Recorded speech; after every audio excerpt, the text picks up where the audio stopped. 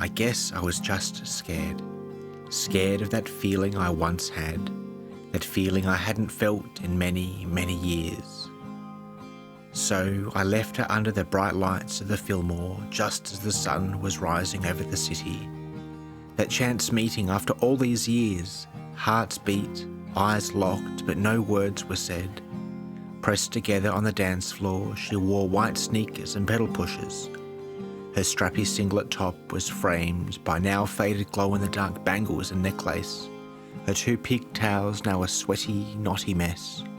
But there were more stories to tell that didn't involve her pretty blue eyes or our shitty wage-earning jobs. There were more stories to tell about love and pain. There were songs to sing of the city and songs to sing of the sea. I hitched a ride and headed west as the sun continued to rise, its warm glow pointing me in the direction I must go. I filled pages of my notebook, trying to find 2 words that might fit together. 2 words which would hopefully turn into 3. Pages and pages I wrote, my pen furiously scribbling across the pages. I described the intoxicating way the diesel fumes filled the cabin of the small truck every time we came to a standstill. I wrote about the inappropriate way the truck driver described his wife and the waves of nausea that washed over me as he described what tickled his fancy, if you know what I mean.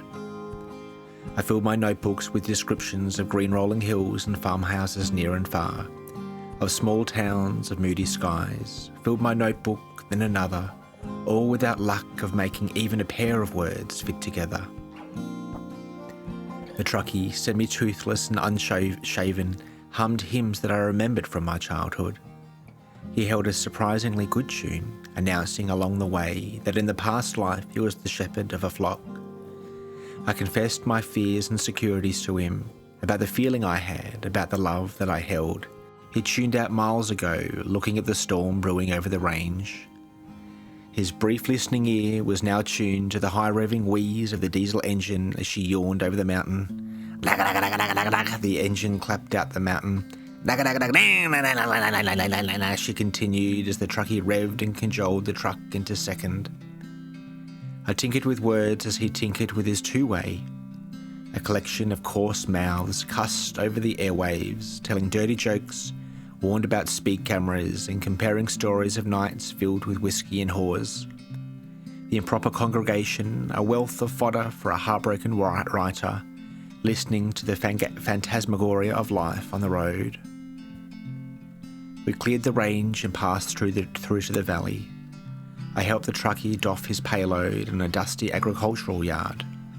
He put up at the truck stop while I bought a few surprisingly fresh egg and lettuce sandwiches, filled up and packed up with a return load, and it was time to head back east. The same journey, but in reverse. Reverse, but not backwards like a tape being rewound. It was a completely different journey. The same road, but a completely different experience, a completely different perspective. Not running away, but running to. We hauled through the valley and back up over the range. The truck wheezed once again as we ascended. The brakes squealed like a pig as we made our slow descent. Farmers chugged in big-wheeled tractors as the sun set. Cows looked up at our passing truck, pausing in the seemingly continuous chewing of the cud. We skirted the city where I last left her, the city where I last loved her. I wondered if she'd been wondering about me, wondering about my wondering.